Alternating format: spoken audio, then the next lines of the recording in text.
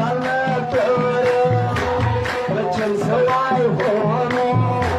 ስንባል ነበረ ወድቋል አይነሳ ስንባል ነበረ ታመዋል አይድኑ ስንባል ነበረ መቼም ተስፋ የለው ስንባል ነበረ ሞተዋል አይመጡም ስንባል ነበረ ሀገሩን አይገባም ስንባል ነበረ